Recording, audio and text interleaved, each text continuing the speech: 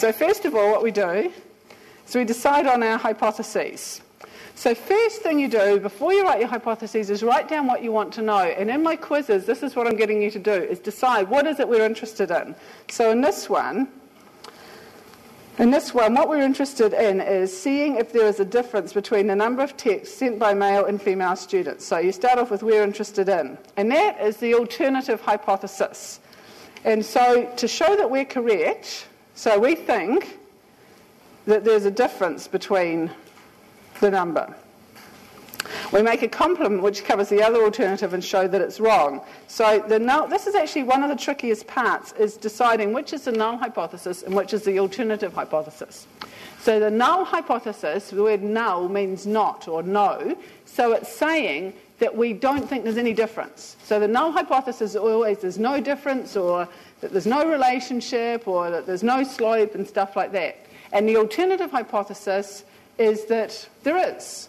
Okay, so in this one, there is no difference in the mean number of texts sent daily by male and female students in the population, and the alternative is that there's no difference. There is a difference, sorry. So that's the difference between those two. Okay, now, if we were going to do this in mathematical terms, which we don't in this course, this is what they would look like. But I want you to just see that so that if you see them another time, you don't go, I don't know this. So that's H naught is the null hypothesis. Mu means the population mean, so we're saying that the population mean for female students is the same as the population for male students, and in the alternative hypothesis we're saying that they're not. And so that, or we can rearrange them to say that the difference between them is 0, or the difference between them is not 0. Okay, so part of deciding on our hypotheses is whether we have one tail or two. Now believe me, you need to know this. Last year when I was helping out students for Module 6, this is pretty much one of the biggest things people get confused about.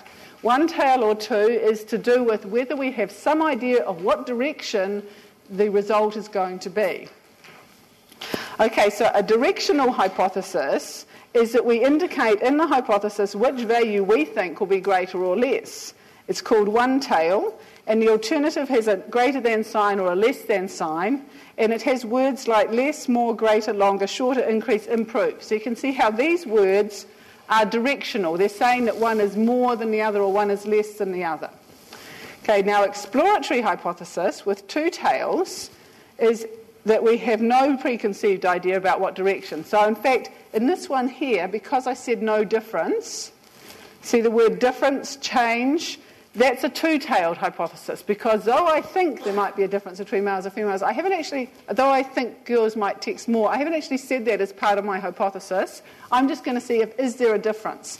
Because all I'm talking about is a difference, then the alternative hypothesis will have a not equal to sign. Okay. Crystal clear, isn't it? Maybe. You'll do so many of these that it will become so. Okay, so let's look at our example. In our example, we said there is no difference. There is a difference. Okay, this is a two-tailed example because the alternative hypothesis is not equal to or different from. If I had said that the alternative hypothesis is that girls sent the mean for the female students will be greater than the mean for the male students, then it would be a one-tailed test. So it's nothing to do with whether there's two samples or not. It's nothing to do with whether it's a proportion or whatever.